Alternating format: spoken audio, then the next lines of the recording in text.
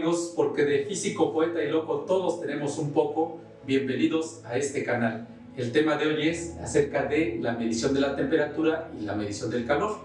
Ya hemos comentado estos conceptos, los cuales se explican con lo que llamamos la teoría cinético-molecular, que recordamos que nos dice que toda la materia está formada por partículas, las cuales son átomos, moléculas o iones. En general llamamos partículas. Y dijimos que las partículas están en constante movimiento. Aquí lo representamos por estas líneas, estas rayitas que indican la vibración de las partículas, y por lo tanto la materia tiene internamente energía cinética. Tenemos que las partículas están unidas entre sí, lo cual lo representamos con estos resortes que permiten el movimiento de dichas partículas, pero a la vez representan la unión entre ellas, y esas fuerzas de enlace pues representan o nos dicen que hay una cierta energía potencial entre partículas, entre las partículas. Entonces tenemos que la suma de la energía cinética y la energía potencial de las partículas se llama energía interna. Además de estos dos tipos de energía, también las partículas están rotando, están girando, por lo tanto tienen también una energía cinética rotacional, que bueno, en este caso no se menciona porque es de menor valor, pero también está ahí presente. Entonces la suma de las energías cinética y potencial de todas las partículas del cuerpo es lo que conocemos como energía interna. Y tenemos que, en base a esto, podemos definir o se define la temperatura como una medida, la medida promedio de la energía cinética de las partículas de un cuerpo. Entre más energía cinética tengan las partículas de un cuerpo, más temperatura vamos a tener. Y decimos que el calor es la transmisión de la energía interna o de la energía térmica, que está relacionada, más precisamente la energía térmica está relacionada con la energía cinética, de un cuerpo a otro cuando hay una diferencia de temperaturas entre ellos. Ya dijimos que el calor solamente está presente cuando tenemos dos cuerpos o dos partes de un sistema a diferentes temperaturas y hay un flujo de energía de la parte de temperatura más alta a la de temperatura más baja. Por otra parte, nosotros podemos incrementar la energía interna de un cuerpo. ¿Cómo lo podemos hacer? Por ejemplo, por medio del trabajo. Si yo tengo un trozo de materia y lo golpeo, si golpeo con este martillo a esta partícula empieza a vibrar más. Esa vibración se transmite a todas sus partículas vecinas, a todo el cuerpo, y de esa manera incrementa la energía interna, incrementa la energía cinética de las moléculas y aumenta la temperatura. Cuando golpeamos un metal, por ejemplo, pues podemos corroborar experimentalmente, tocarlo y veremos ahí el incremento de temperatura. O podemos lijar, también lijamos por medio de fricción, cuando lijamos un metal o cuando lijamos a la madera, pues veremos también ese incremento de temperatura. Cuando doblamos a un cuerpo, a una varilla, por ejemplo, también podemos corroborar que hay ahí un incremento de temperatura. Eso se debe a un incremento en la energía interna de las partículas del cuerpo o más específicamente en su energía cinética. También podemos poner un cuerpo a la flama, un cuerpo al fuego. El fuego es energía, estamos suministrando energía a esa porción de cuerpo, a ese cuerpo, y eso hace que las partículas empiecen a vibrar más agitadamente y estamos teniendo un incremento en la energía interna, un incremento en la energía cinética y un incremento de temperatura. Finalmente, si exponemos un cuerpo a la radiación, por ejemplo, a la radiación solar, pues también tenemos que esa radiación implica el estar suministrando energía al cuerpo y aumenta su energía interna. Bueno, entonces revisamos aquí los conceptos, hacemos un repaso del concepto de temperatura y el concepto de calor. Ahora, nuestra pregunta es ¿cómo medimos la temperatura y cómo medimos el calor? Como son cosas diferentes, pues vamos a ver que también se miden de forma diferente y en unidades diferentes. Bien, pues estamos de acuerdo en que la medición de la temperatura es un aspecto importante de nuestra vida diaria. Podemos mencionar datos relevantes como que una de las temperaturas más altas que se han podido medir es en el interior de una estrella, la cual se encuentra a 4.000 millones de grados Celsius. Tenemos que una bomba de hidrógeno se inflama a 40 millones de grados Celsius y puede alcanzar hasta 400 millones de grados Celsius. tenemos que el interior del Sol se encuentra a 15 millones de grados Celsius. Tenemos que un foco, el filamento de un foco como este, pues funciona a una temperatura de 2500 grados Celsius y puede alcanzar en un momento hasta 3410 grados Celsius, que es cuando se funde el material con que está construido, que es el wolframio. Tenemos que una hoja de papel como esta, cuando la prendemos, pues alcanzamos una temperatura de 230 grados Celsius. Tenemos que el plomo se funde a 327 grados Celsius. Sabemos que el agua hierve a 100 grados Celsius y se congela a 0 grados Celsius. Y si al hielo le echamos sal, podemos alcanzar temperaturas hasta de menos 22 grados Celsius. Sabemos también, por ejemplo, que el helio hierve a menos 268.9 grados Celsius. Esos son algunos datos de temperaturas comunes.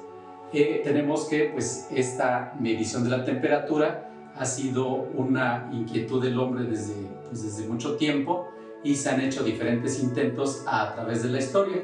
Se puede mencionar el año 210 a.C., donde Filón de Bizancio pues, ya hizo un intento por producir un aparato para medir la temperatura.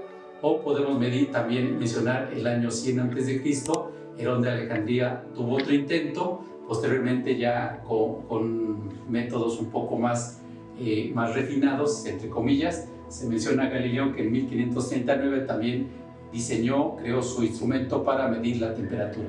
Pero actualmente pues, lo que usamos es los medidores de temperatura establecidos por Fahrenheit en 1714, Celsius en 1742 y William Thomson, quien también se conoce como Lord Kelvin, en 1848 estableció su escala de medición de temperatura. Bien, para la construcción de los termómetros entonces siempre se ha buscado alguna variable cuyos cambios estén en relación con la temperatura. Por ejemplo, se usa la presión, se usa la resistencia eléctrica que cambia con la temperatura, pero sobre todo el volumen. Ya hemos comentado que cuando, de acuerdo a la teoría cinético-molecular, cuando la temperatura de un cuerpo aumenta, también ese cuerpo se dilata, lo que significa que aumenta su volumen. Y cuando se enfría, pues se contrae el cuerpo, por lo tanto disminuye su volumen. Y entonces eso se ha aprovechado en los termómetros más comunes, los cuales constan de un tubo de vidrio en el cual en la parte inferior tiene un bulbo que contiene un líquido como alcohol o el más común, que es mercurio. Aquí tengo cierta cantidad de mercurio y este bulbo está conectado con un tubo capilar dentro del tubo que constituye al termómetro, y cuando el volumen del mercurio aumenta, pues no tiene otra opción más que subir por el tubo capilar. Y cuando el volumen disminuye, cuando lo ponemos en contacto con un cuerpo a menor temperatura, el mercurio o la sustancia líquida se contrae y hace que la columna de esa sustancia baje, y si tenemos una escala en nuestro tubo que constituye el termómetro, podemos determinar el valor de una temperatura. También los diseñadores de termómetros se dieron cuenta que se requerían 2 puntos de referencia y después establecer una división entre esos puntos. Tenemos que Fahrenheit pues tomó como puntos de referencia el punto de congelación del agua y le asignó el valor 32, y el punto de ebullición del agua le asignó el valor de 212, hizo 180 divisiones entre estos puntos, y cada división se conoce como un grado Fahrenheit.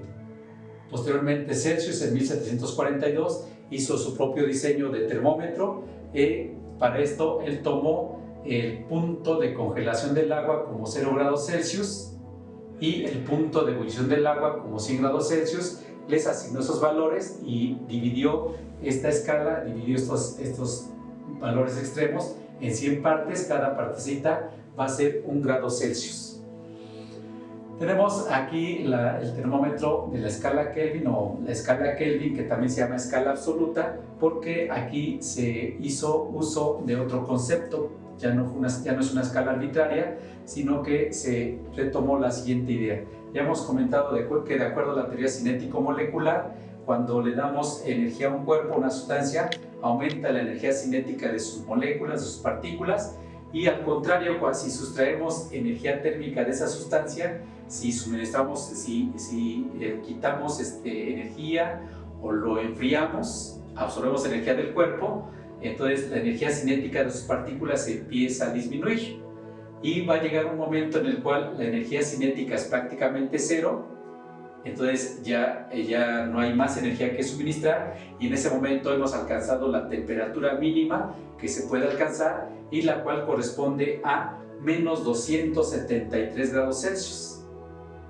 Ese valor se le da o corresponde al valor cero de la escala Kelvin, y esto es lo que se conoce como cero absoluto, porque abajo de este valor ya no podemos tener más temperaturas. Entonces el cero de la escala Kelvin es un cero absoluto porque es la temperatura mínima que se puede alcanzar, y el cero de la escala Celsius y el cero de la escala Fahrenheit son ceros relativos porque hay temperaturas abajo de ellos. Entonces la escala Kelvin tiene esa cualidad, y tenemos que el valor de cada Kelvin es igual al de 1 grado Celsius, es decir, entre el punto de congelación del agua, que es 273 Kelvin, y el punto de ebullición también tenemos 100 divisiones, de tal forma que cada Kelvin, aquí no se llaman grados, se llaman Kelvin, cada división es un Kelvin, y cada Kelvin corresponde a 1 grado Celsius. Bueno, en base a todo esto, a la relación entre las escalas, tenemos lo que se conoce como las reglas de conversión de temperatura, que son estas, y con esta primera regla, si yo tengo una temperatura en Celsius, puedo conocer su valor en la escala Kelvin, sumándole simplemente 273. Y si yo tengo una temperatura en Celsius, lo multiplico por 1.8 y le sumo 32, y eso me da el valor de esa temperatura en la escala Fahrenheit. Entonces, esas son nuestras reglas. Ya de ahí podemos nosotros despejar. Si conozco una temperatura en Kelvin y la quiero en Celsius, pues despejo de acá. O si tengo una temperatura en Fahrenheit y la quiero en Celsius, despejo de esta expresión, y ya manejando esos despejes, pues podemos obtener nuestras diferentes reglas para resolver cualquier problema de conversión de temperaturas. Hacemos un problema de aplicación de nuestras reglas de conversión de temperatura, y el problema es el siguiente. Dice: al medir la temperatura de una persona que se encuentra en Nueva York, se obtiene un valor de 100 grados Fahrenheit. ¿A cuánto equivale esta temperatura en la escala Kelvin? Bueno, entonces tenemos que en Estados Unidos pues se sigue usando la escala Fahrenheit. Entonces debemos poner como dato que nuestra temperatura en Fahrenheit es de 100 grados Fahrenheit, y queremos finalmente la temperatura en Kelvin correspondiente a este valor. Pero no tenemos una regla directa que nos convierta de Fahrenheit a Kelvin o de Kelvin a Fahrenheit. Pero podemos hacer con las que tenemos, podemos hacer los dos pasos. Primero convertimos de Fahrenheit a Celsius y posteriormente de Celsius a Kelvin. Entonces usamos la fórmula esta, la de abajo, esas dos que tenemos ahí, y pongo lo siguiente. Tengo que la temperatura en Fahrenheit es 1.8 de la temperatura en Celsius más 32. De aquí voy a despejar la temperatura en Celsius. Para eso el 32 está sumando, pasa restando, y pongo temperatura en Fahrenheit menos 32 es igual a 1.8 de la temperatura en Celsius. Finalmente el 1.8 que está dividiendo pasa dividiendo, y tendría que la temperatura en Celsius es la temperatura en Fahrenheit, eso ya no cambia, menos 32, todo dividido entre 1.8. Ya de aquí podemos sustituir nuestro valor. La temperatura en Celsius sería la temperatura en Fahrenheit, que son 100 grados Fahrenheit, ponemos nada más el 100, menos 32 entre 1.8. Y entonces hacemos esta operación: 100 menos 32 entre 1.8, y me da 37.77. Ya podría anotar aquí abajo que la temperatura en Celsius es 37.77 grados Celsius. Y bueno, pues este es un valor arriba de la temperatura normal del cuerpo humano, que se considera de 36.5 grados Celsius. Bien, entonces tenemos este valor en Celsius, y con la regla de arriba convertimos este valor a Kelvin. pongo mi fórmula y sería la temperatura en Kelvin, es la temperatura en Celsius más 273.77. No, 273 nada más, hasta ahí mi fórmula. Sustituyo y tengo que la temperatura en Kelvin es entonces estos 37.77 más 273. Hacemos ahí una simple suma y tenemos un valor de 310.77 y ya son Kelvin. Y ya está ahí el resultado de este problema. Bueno, entonces estamos viendo cómo se mide la temperatura. Tenemos nuestros termómetros, hay diferentes instrumentos. Para medir temperaturas más grandes se usa un pirómetro, donde se usa la dilatación de algún metal como el hierro, etc. Los más comunes instrumentos para medir temperatura pues son los termómetros. Pasamos ahora al punto de la medición del calor. Tenemos que en 1760 el físico escocés Joseph Black propuso una forma operacional para medir la temperatura y dentro de su esquema pues establece la unidad llamada caloría, que se define como la cantidad de calor necesaria para elevar en 1 grado Celsius la temperatura de 1 gramo de agua. Si tenemos 1 gramo de agua y si yo quiero subir su temperatura en 1 grado Celsius, el calor que le requiero suministrar, esa es la cantidad de calor llamada caloría. Más específicamente se sube la temperatura de 14.5 a 15.5 grados Celsius. Y también tenemos lo que se conoce como la caloría grande o kilocaloría, que se usa actualmente para medir el contenido energético de los alimentos. Una kilocaloría pues son 1000 calorías, o también podemos decir que una caloría es la cantidad de calor necesaria para elevar en 1 grado Celsius la temperatura de un kilogramo de agua. Tenemos la unidad del sistema inglés, que es el BTU, que significa Unidad Térmica Británica, que se define como la cantidad de calor necesaria para elevar en 1 grado Fahrenheit la temperatura de 1 libra de agua. Bueno, más específicamente para elevar la temperatura de 63 grados Fahrenheit a 64 grados Fahrenheit, que es 1 grado Fahrenheit. Esas serían las unidades para medir el calor.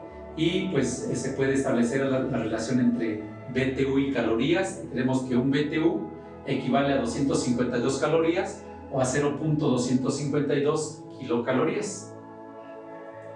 Una vez que quedó establecida la teoría cinética molecular y de que quedó establecido que el calor es una forma de energía, tenemos que, bueno, de lo cual Joule fue un científico inglés que estuvo involucrado en esto, también se abocó a establecer una relación numérica entre la cantidad de calor y el trabajo o la energía. Y entonces hizo un dispositivo para establecer esa relación. Aquí tenemos el dispositivo que usó Joule, el cual consta de un recipiente aislado con el exterior. Dentro del recipiente pues vamos a vertir cierta cantidad de agua, de la cual le podemos medir la temperatura inicial y después de cierto tiempo con un termómetro representado en esta figura, por esta línea roja, por este cuerpo rojo.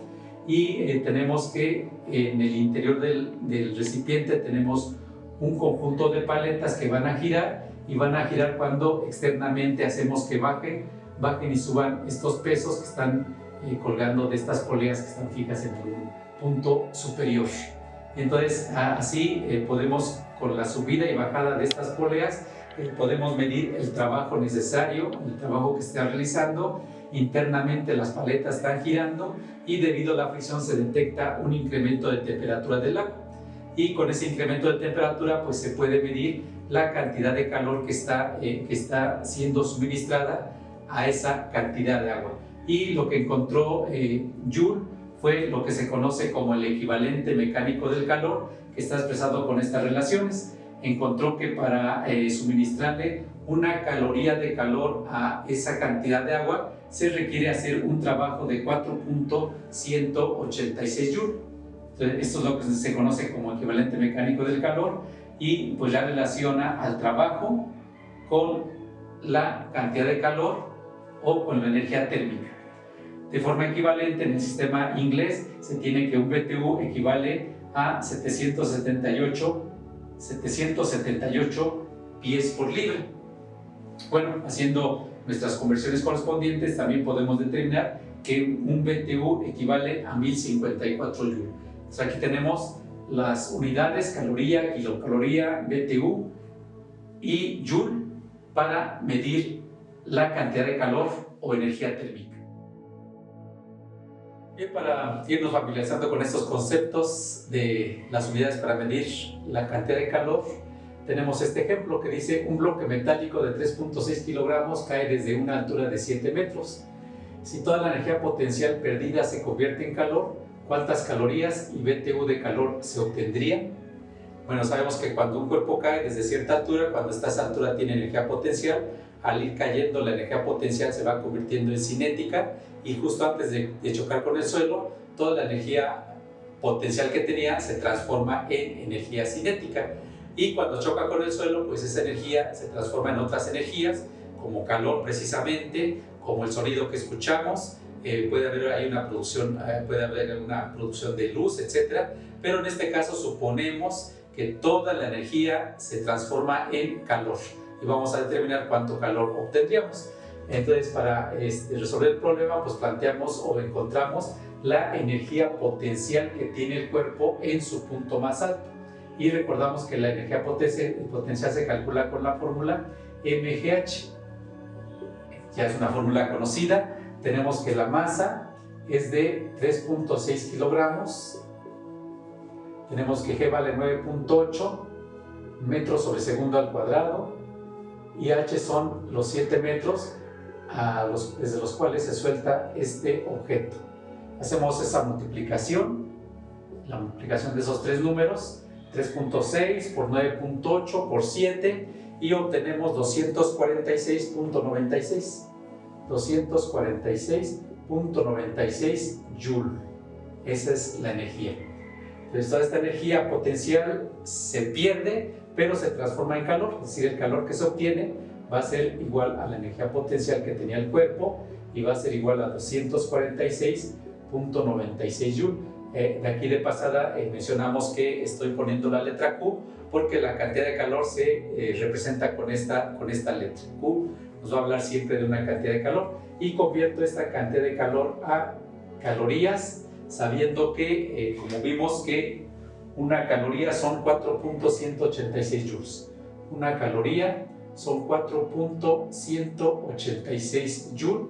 Ya acomodé estos términos para que se cancelen joule y nos queden calorías. Es de multiplicar 246.96 por 1, que me da lo mismo, entre 4.186. Es decir, 246.96 entre 4.186, y me da 58.99 calorías. Ya casi 59 calorías. Y esa es la cantidad de calor en calorías. Si quisiera convertir esto a kilocalorías, divido entre 1000. Y al dividir entre 1000, pues me quedaría 0.05899. Se divide entre 1000 para convertir de calorías a kilocalorías. Pero nos piden esta cantidad de calor ahora en BTU. Entonces tenemos que nuestra cantidad de calor es de 246.96 Joule, y lo voy a multiplicar por el factor de conversión entre Joule y BTU. Mencionamos que un BTU son 1054 Joule. Pongo un BTU son 1054 Joule. Se cancelan Joule, entre Joule nos da 1, o decimos que se cancelan, y tengo que multiplicar este número por 1, que me da lo mismo, y dividir entre 1054. Hacemos esa operación y obtenemos 0.234, y ya son BTU, o unidades térmicas británicas. Y entonces es un sencillo ejemplo en el cual hemos convertido de Joule a calorías y de Joule a BTU. Y estamos manejando entonces las diferentes unidades para medir la cantidad de calor de un proceso como este que nos planteamos. Bien, eso es todo respecto a este tema de las unidades de medida del calor. Hay más aspectos a considerar. Está toda la historia de cómo se llegó, cómo se fue desarrollando los instrumentos de medición del calor, más detalles acerca de las unidades de medición del calor o de la temperatura. Y bueno, pues hay trabajo para investigar. Como siempre te invitamos a seguir investigando más. Y eso es todo en este tema. Espero que te sea de utilidad, que haya sido de tu agrado, y te invitamos a suscribirte a este canal y si te gustó, pues a regalarnos un like. Y siendo así, nos vemos en el próximo video.